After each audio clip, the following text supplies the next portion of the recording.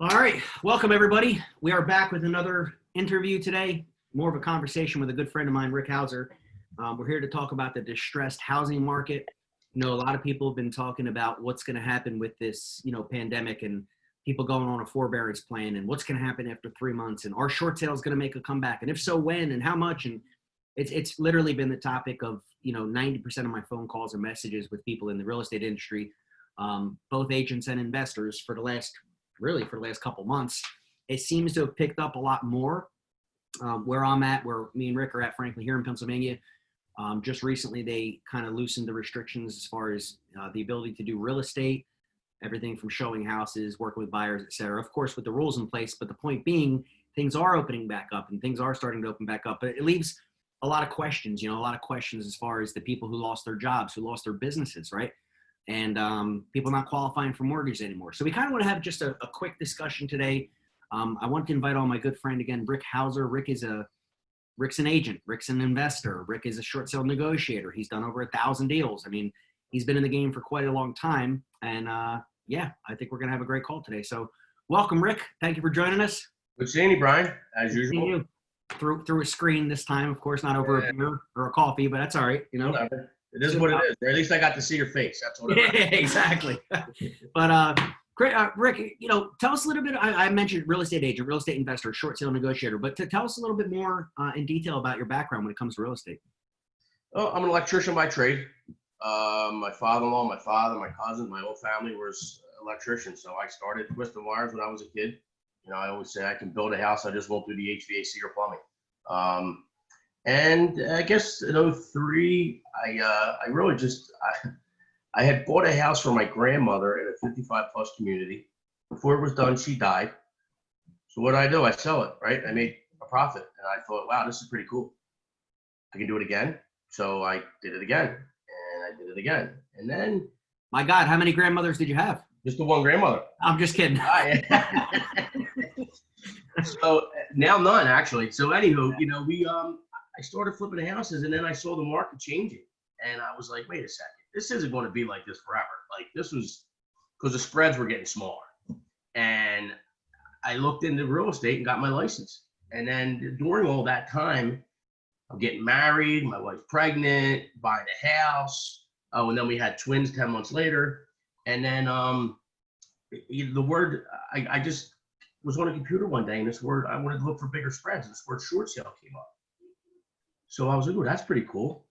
So I started going to people's houses and saying, hey, you could find the information and how to do it. I started learning the business, and I'm going back way back in the day to you and your old friends, your friends now. And 2007, 8, right around there, I guess, right? Guys, and I learned from all them guys, yeah. Bringing down to Florida and do all that stuff. So that just became my niche, man. And, I stuck with short sales, traditional real estate investing, or traditional real estate, here we are. It's how I met you, actually. Yeah. A friend of a friend. She said, this guy does short sales. He's the best in the business. I said, can't be the best in the business. Because you are. I am. Remember that phone conversation? Yeah. So I was referred to you for you guys watching. Funny story. So they're like, yeah, this guy's Ricky. This guy Ricky's really good. He's an agent. He's an investor. He's a short sales specialist. You ought to work with him. I'm like, that's perfect for me, because me having my license but not using it, I just really act as the investor buyer, and I have a system I put in place with Jeff and everything. But I need a negotiator and I need an agent to do the deals, and Rick was both. So I said, well, I ought to talk to him. And the very first phone call we had, I hung up the phone. I'm like, what an arrogant son of a bitch. And I thought the same thing, but hey, look how close we become. Hey man, that's the two alpha males coming together, exactly.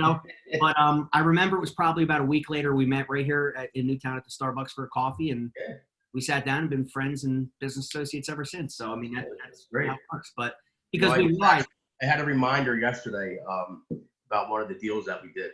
Oh yeah. One of the things that it was a question I was given, and it was about fear, and it was about, what holds you back. And for people that are afraid to fail, failure is not an option in this world at all. To me, anyway, glass is always half full. Every day's a holiday and every meal's a feast. Yep. But I always thought one of my biggest short sale accomplishments, and it shows that people can do anything, is where I was in a CVS parking lot in my truck. You were in Italy. and our client investor was in, I believe it was Seattle, and the deal got closed in that CVS parking lot with 3 of us. Yeah. And we had an approval letter a week later with Yep. the servicer. So it just shows that things can be done virtually and can be done anywhere as an entrepreneur. Don't forget, we had another one of my many stories about being, and it ties right into my new page here, the virtual entrepreneur, because the guys, I've been doing this for 15 years before it became popular to work remote, or you were forced to because of this pandemic, right? But the point being, Rick, remember the other one, the older couple, Stu and Tina. Remember, they were from Canada. They had a deal in Las Vegas where Right, not yeah. only did we, remember, that was another one. Right. We did that deal, and I managed, with your help, of course, we did it, and you too, we managed a rehab in Las Vegas. That's right. We can go there. You're in Pennsylvania. I'm in Italy. We rehabbed it, fixed That's it. right. Remember that? Yeah. Yes, now I do. Yeah, I forgot about that one. Yeah. So, and I was up the mountains when that happened. I was in my mountain house. Yeah. 3 hours from my own residence. Yeah. Yep. That's right. Yeah. So, guys, it just goes to show you, I mean, when you have the right team in place, when you have the right people on the ground, or what I call the boots on the ground, we had a good agent in Las Vegas for this one particular deal we're talking about. We had, through the agent, he knew, I think it was a brother-in-law or somebody, Yeah. a general contractor who could manage the rehab. And so we had the team in place, or we built the team, I should say. So, yeah, it's exciting stuff, man. And I see a lot of that coming back. So, Yeah. one thing, I got a bunch of questions here for you, Rick. You've never slowed down. You've never stopped. You've been an active, unlike me. I mean, I've always been the investor and then eventually educator, guru stuff. Mm-hmm. Having a real estate license. I mean, maybe I'll do 1 or 2 transactions a year for family, but you're a full-time real estate agent as well, right?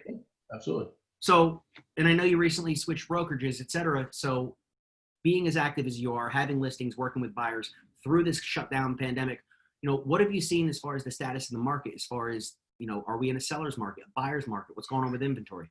That's the $1 million question. And it's, right before all this happened, I think it was a seller's market just a little bit because there was no inventory.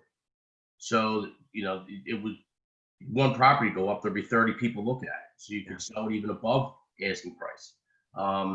Right now it's, I still see, I've seen the values of homes really level and maybe go down a little bit. But then again, this is an election year, and that happens every 4 years with this. So there's a lot of moving parts with this whole thing. You throw COVID into the mix, it's still a good time to sell your house. I mean, it's a great time to sell your house because there's still buyers out there. There's people living in hotels right now with their families because they can't get in the house because right before this, their house sold and they sold and moved into a hotel. All right. So it's a great time to sell your house and a great time to buy a house because the rates are still phenomenally low. So if the market's picking back up again, it is the spring market again. We are essential in real estate, regardless of what anybody's opinions are. People need to live in that housing. People need to rent properties. Okay. So I think the market is very stable right now. But like anything, is it going to be an M? Is it going to be a big V? Is it going to be a check? You could ask 10 different people and you're going to get 10 different opinions. Yeah. At the end of the day, real estate is our biggest asset in this country. So it's not going anywhere. I think the funny thing is most people would agree with you. And on these conversations, interviews, et cetera, we don't really necessarily get political. It's not really the topic of this show, if you will. But yeah, I mean, for our governor here in Pennsylvania to not deem real estate an essential thing is kind of absurd, but that's another talk for another show. It's a whole nother conversation. Yeah. But that being said, what are you seeing? Because I know you're still heavily involved in the distressed market, specifically short sales. And what have you seen over the past 90 days, since March, coming up on 90 days since the shutdown? What have you seen as far as that, if anything, so far? In the very beginning, actually, I had a few short sale files that were teetering on numbers. We're right there. But the servicer isn't budgeting. All right. They're not paying a few liens that we need to get paid off. The buyer's not budgeting. And I'm playing with numbers. And then all of a sudden, resubmit the HUD and we get 3 approval letters, which, it looks great that I got this done. But realistically, I think COVID had a big factor in it. Some of the servicers and investors were a little nervous, hit the panic button a little bit. So, they let those go. As far as the distressed industry goes, I was talking about it yesterday. This isn't new. There's always going to be foreclosures. There's always going to be, short sales. There's always going to be pre-foreclosures, distressed properties. It's going to happen. I think it's going to pick back up in January between all the forbearances, and not to mention back in like 2014 when there was a lot of refi loan months that were done. We're all coming up on that. So I think the distressed market's going to pick back up again. And the thing is with the distressed market is we're here to help. We want to help you keep your home if we can. But if we can't, what is the next best solution for you?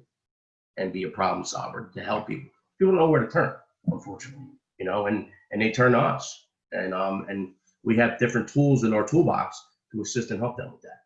But the distressed market's not going anywhere. It's going to be here. I see it. I've never slowed down, put it that way. Right.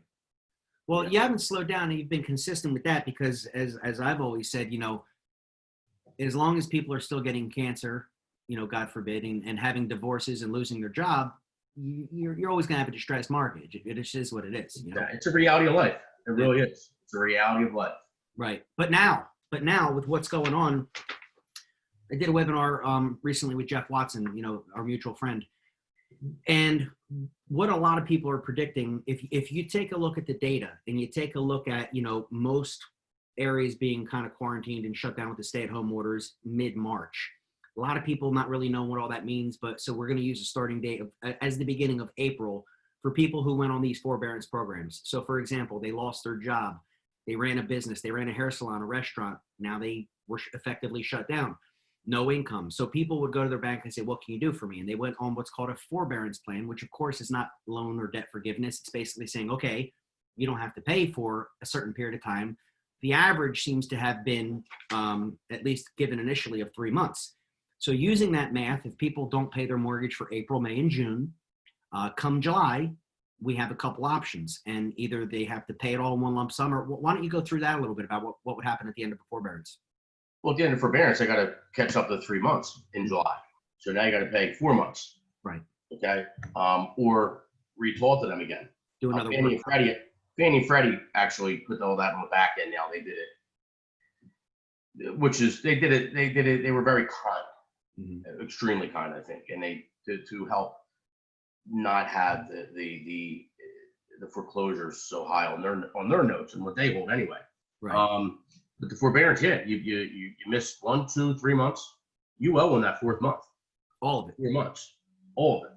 Mm-hmm. Now, hopefully, I don't know what the data says. I'm not a big data. I follow data, I read data, but I always think data can be misconstrued into what you right. Depending where you get it from, right? Exactly. So, my thought process on that is, A, are they going to give them another 3-month forbearance? But then we're talking 7 months you got to pay, right? Or 6 months, whatever. Mm-hmm. Or are they going to throw it on the back end because then they're going to get higher interest? And the other thing is there's no face mask in play for these banks with these things. And not to mention, the longer you don't pay your mortgage, the servicer still gets paid. So the person that you're talking to on the other, I think that's important for consumers to understand, is the person at the other end that you're talking to, your servicer company, they're just talking to you. They're just giving you your options. They don't care about you or your family. They don't, in my opinion, by the way. No, they certainly don't. But what's going to happen from there? Are they going to do it another 6 months, or are they just going to want the money? Because they want their money. They're going to want their money. It's just that simple. Same thing if you have a lease or a rental of a store. I have a retail store. My landlord wants his money. Mm-hmm. Okay, he does. Are they working with us? Absolutely. But I'm still going to be responsible for that. And that's where it's going to hurt those barbershops, those hair salons, those folks that you're saying, the mom and pop shops. Yeah. And then do they lose their homes? Where do we go from here? Well, see, that's the problem. So again, we're going back to the very beginning in April, which means all of this money, in this case, 4 months of payments would be due in July. Mm-hmm. A lot of people didn't jump on this forbearance until May, which now pushes it to August, or even, April, May, June, which will be September. So if you follow the math, what a lot of people are predicting is that early fall, around the September plus timeframe, there will be people who, A, the bank didn't put it on the back and defer the payments to the end of the loan, right? Which you're saying, interestingly, you say that, Rick, because Fannie and Freddie, as far as what I read, supposedly if it was a Fannie Freddie loan, and I don't know, depending on, once again, stats who you talk to, whether they own 53 or 58% of all mortgages, but the point being that they are going to defer the payments to the end. I had somebody call me on Tuesday after Memorial Day a few days ago. Their loan was serviced by Satiris. It's now Mr. Cooper. And basically they confirmed, because I gave them the loan lookup tool, that it's a Fannie Mae loan. When they called Mr. Cooper, which is a ridiculous name for a servicing company, but anyway, they basically told them, we're going to give you a 3-month forbearance, but then at the end of those 3 months, month 4, you owe all the money. And they said, well, what if I can't pay it? He said, well, we could look at the options then. We could do another extension, as you mentioned. We could look into a deed in lieu. Now they start talking this stuff. We could look into a short sale, right? Because that person sitting there, not to interrupt you, that person sitting there has a sheet. They say, if somebody calls in, this is what you tell them. That's all they're doing, a checklist. But here's what's scary. They confirmed, and I gave them the link, and they put in their information. It's a Fannie Mae loan, right? Fannie Mae. And they said, well, I thought you were supposed to defer this and basically take these payments, and I don't know all the payments in July. You're going to put it at the end of my 30-year term. Like, no, we're not doing that. I mean, can a servicer just randomly, if it's a Fannie Freddie loan, can they just choose not to partake in that? Like, that's where, No, there's guidelines that they have to follow. They have to follow the investor's guidelines. I'd be willing to bet you that if they called back again today, they may get a different answer. From a different customer service rep. Absolutely. Yeah. And you do it you could do it 10 times and get, 5 will say this, 5 will say that. Oh, it happens all the time. It happens all the time in my world, in our world, for short sales. Yeah. You're getting told one thing and you sit there and you go, no, okay, all right. And you can't argue with them. You just say, okay, all right, thank you very much. Have a nice day. Hang up, you call back, and you finally get that person that may be that been there longer or understands what you're saying to understand where you need to get to. Yeah. And it's sad. I mean, people need to be persistent when it comes to that. And as we've always said, most important thing, no matter what they tell you, you want it in writing. You got to get it in writing. You got to get it in writing. Absolutely. And a lot of times the thing is they won't give it to you in writing. Of course. I know. Yeah, exactly. How many short sale counter offers were verbal, and then once you want to ask for it in writing, you know what I mean? It's like, yeah, exactly. No. Oh man. All right, so let's talk about from the investor side of things. I know you're still working on a few things yourself, and you work routinely with a lot of full-time investors. Mm-hmm. What do you see going on as far as opportunities for investing? And it's funny because a lot of people have reached out to me in the last month or so, asking me, "Hey, Bri, if the market makes this big shift and turn, and we have another 2008, which obviously is not going to happen for many reasons, but yeah, this should be somewhat of a correction with this situation. What are you going to do about it?" And so I have my answers of what I've been telling them, what I'm personally going to do. And I gave some advice to a few people, but what are you seeing out there? And what do you think investors should be doing now and maybe 3 months from now? Preparing, get ready, create a plan.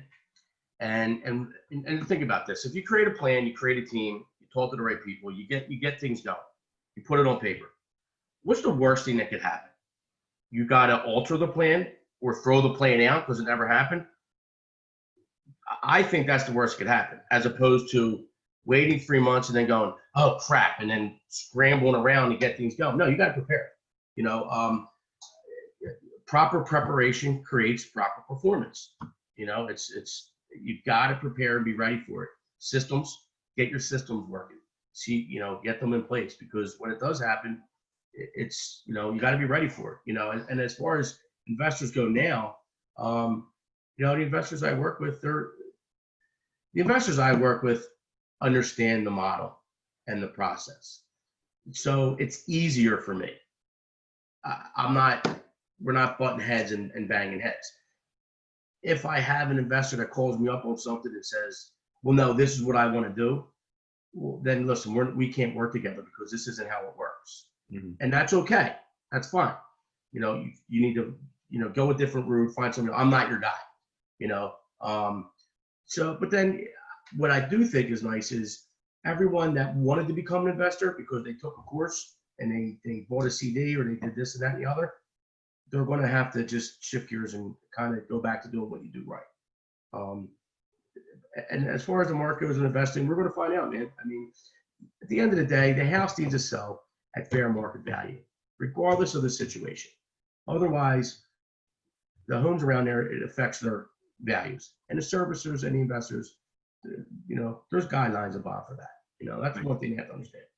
And that's exactly it. And a lot of people have been saying, well, should I start my marketing now? And, again, it's like what you said. I mean, things have never slowed down. So if you choose to do let's say a direct mail campaign, or you want to go out and do a door knocking campaign, or scrub your list, run through Strip Tracer, and now you got phone numbers and start calling, right? The three ways: direct mail, phone calls, not talking online, of course.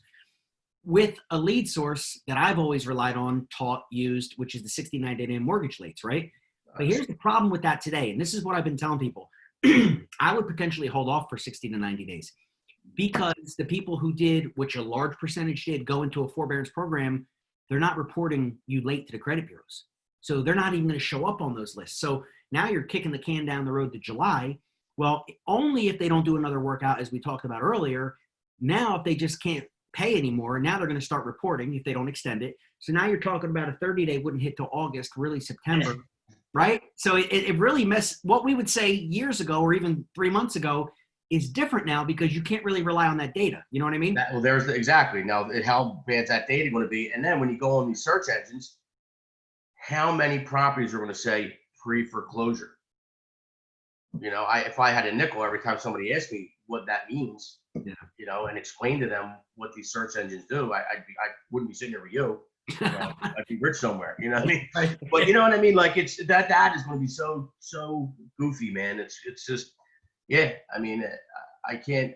The best way to do it, I think, is to create your team first, learn the system, and have your checklist of what you need to do, so that when you do get in front of that person, you're ready to go.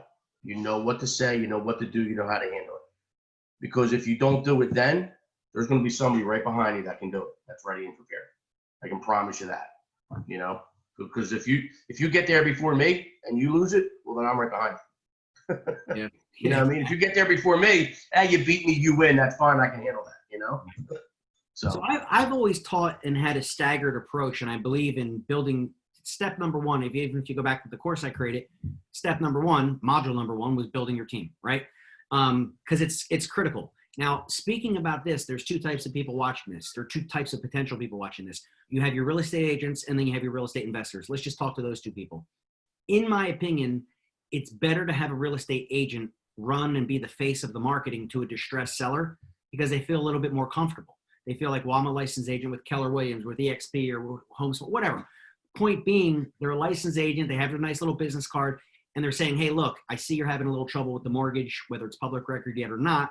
I'd like to discuss some of your possible solutions, right? Now, if that agent can say, as a value-added proposition, I happen to work with a number of investors, one of which is very interested in this property, and they're a cash buyer, they're willing to put in an immediate offer. Well, you just rose to the top of the pack as far as every other listing agent knocking on their door saying, let me list your house and do a short sale. You're bringing a cash offer, and that is huge. Now, from the investor point of view, so again, the realtors, real estate agents, should be the ones targeting and working with investors to go after distressed sellers. And not be scared. And not be scared to go after them. Yes. Not be scared. Exactly. And that's a confidence thing. That's a big problem we've seen. But think about this, Rick, the investors, their best bet would be to partner up with agents, right? Yeah. Partner up with the agents, because they could be that cash buyer. They could be, going in, starting the process. But creating that team is so important, It's huge. It's I mean, I can't tell you the amount of team members that I have, that you have. I mean, there's, I could have 10 buckets here, and I got 10 different people in each team with just 10 different things going on. You know what I mean? So it's even surrounding yourself with the right people. That's important. At least even if you know somebody that can get you in the right direction, that's part of your team. Right. You know what I mean? And it's, don't, as real estate agents, though, don't be scared to go after distressed property homeowners. We're helping them. That's really what we do. We help people, regardless of the situation, whether we help them become first-time home buyers, whether we help them sell their house because they're retiring, whether we help them stay on a foreclosure or whatever. That's what our job is. Don't help people. Let's do it, man. So that being said, why don't you share what's a horror story? You're helping people, but what's one of the worst things that's happened when you've either called or went to see somebody? Worst thing that I don't know, man. What do you mean by worst? I mean, worst thing that's Oh, ever you know, happened. you ever get Worst cursed thing that out, happened is pull a gun on you? not being able to keep the person out of foreclosure and the house getting foreclosed on. I mean, that's that sucks, man. That's the worst case scenario, which was That's going to happen anyway.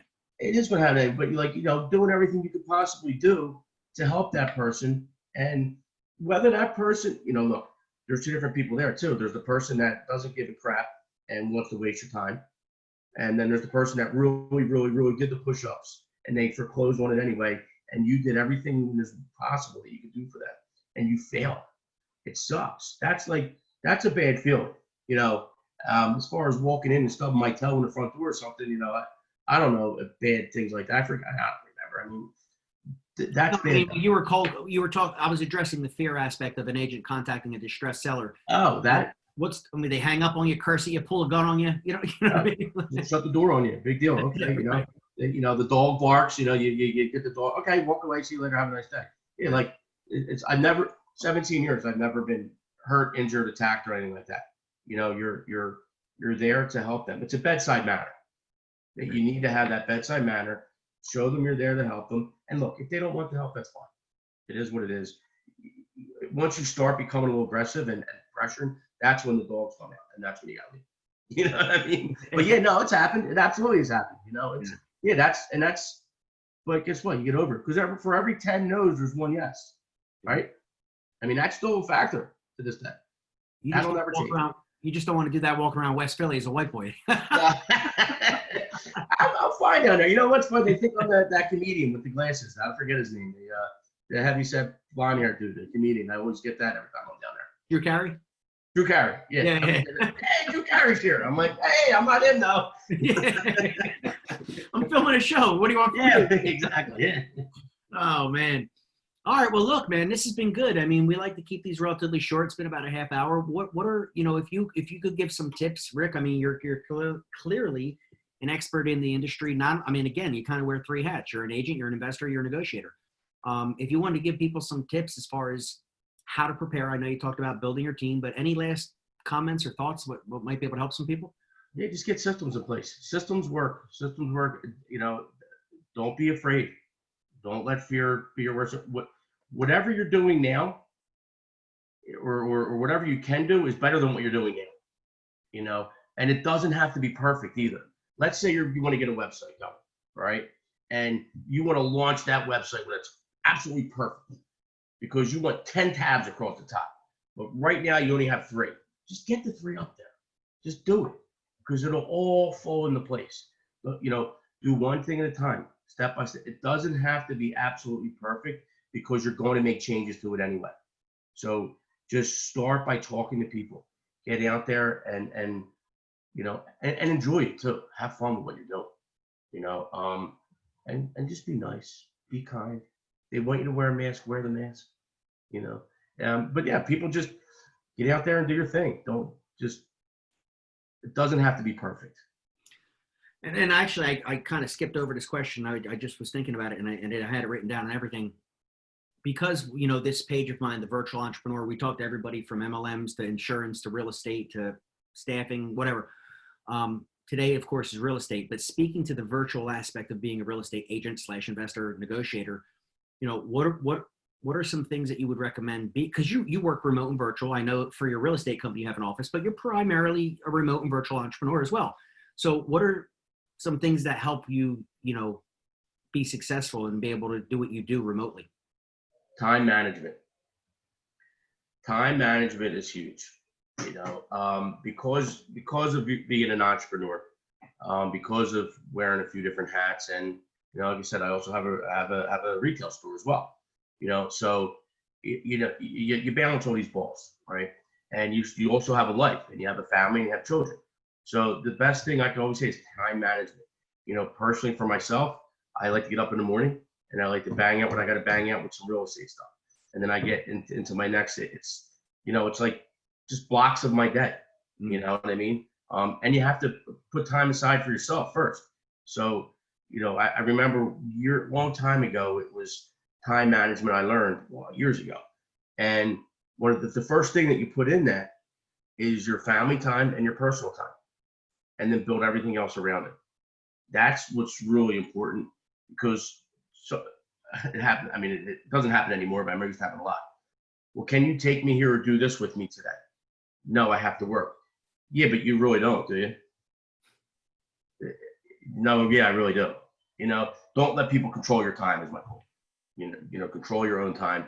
But I'm not saying you got to stick to the plan constantly. If you don't get to doing something today, then make sure that's the first tomorrow. But time management, create some kind of a blocking system for yourself. That's the one thing I would say. And that's perfect. And that's a great way to close. And I have to point one thing out.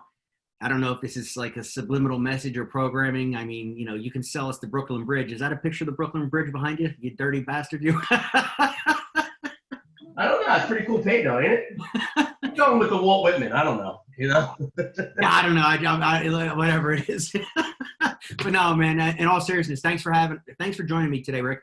Obviously you and I were talking earlier in the week. We have a lot of things to discuss, and I'm looking ahead to Italy here at the end of the month, and maybe I will be gone all summer, but as we have proven many times in the past, we can do many things together regardless of where I'm at and you're at. So we'll definitely be looking forward to doing some deals together.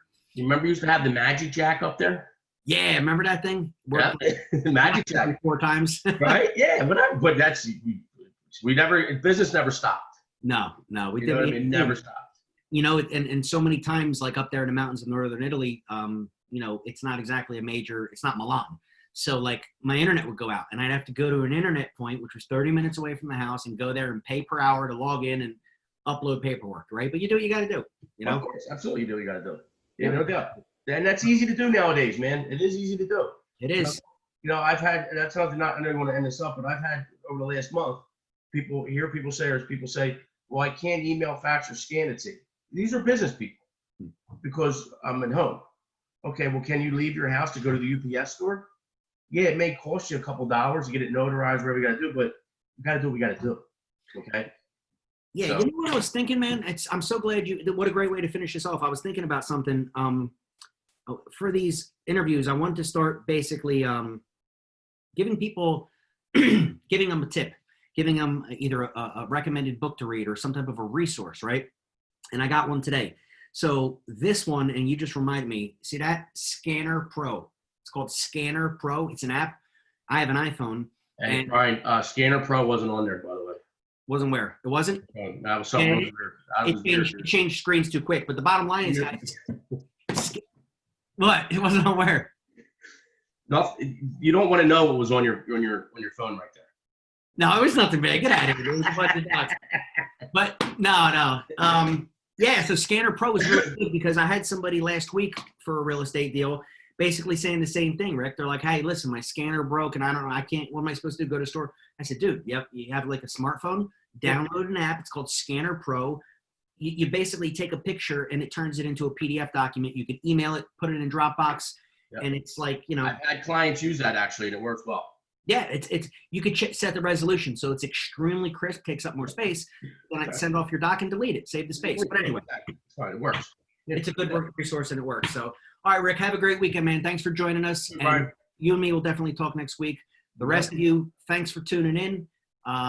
You know what? If you have any questions specifically, put them down below. Feel free to reach out to me or Rick, and maybe we could do some business together. Other than that, tune in next Friday. Have a great weekend. God bless and be safe, and we'll talk to you guys soon. Thanks, Brian. See you guys. See you, Rick.